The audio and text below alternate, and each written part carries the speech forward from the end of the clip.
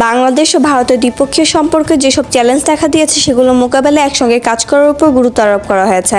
আজ রোববার অন্তর্বর্তী সরকারের পররাষ্ট্র উপদেষ্টা মোহাম্মদ তৌহিদ হোসেন ও ভারতের পররাষ্ট্রমন্ত্রী এস জয়শঙ্করের মধ্যে বৈঠকে এই বিষয়ে আলোচনা হয়েছে।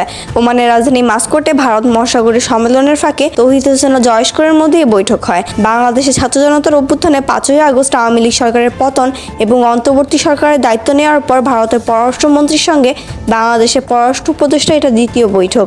এর আগে গত সেপ্টেম্বরে নিউ ইয়র্কে জাতিসংঘের সাধারণ পরিষদের অধিবেশনের ফাঁকে একবার আলোচনার টেবিলে বসেছিলেন তারা। আজ মাস্কোটে বৈঠকের পর পররাষ্ট্র মন্ত্রণালয়ের এক বিজ্ঞপ্তিতে বলা হয়েছে, দুই দেশের সম্পর্কে দেখা দেওয়া চ্যালেঞ্জসমূহ দূর করতে একসঙ্গে কাজের উপর গুরুত্ব দিয়েছেন বাংলাদেশ ও ভারতের শীর্ষ এই কূটনীতিকেরা। বৈঠকের পর ভারতের পররাষ্ট্রমন্ত্রী জয়শঙ্কর এক্সে একটি পোস্ট দিয়েছেন। দুইজনের ছবি দিয়ে তিনি লিখেছেন, বাংলাদেশের অন্তর্বর্তী সরকারের পররাষ্ট্র উপদেষ্টা মোহাম্মদ তৌহিদ হোসেনের সঙ্গে সাক্ষাৎ হলো। আলোচনার কেন্দ্রে ছিল দ্বিপক্ষীয় সম্পর্ক, বিমস্টেক নিয়েও আলোচনা হয়েছে।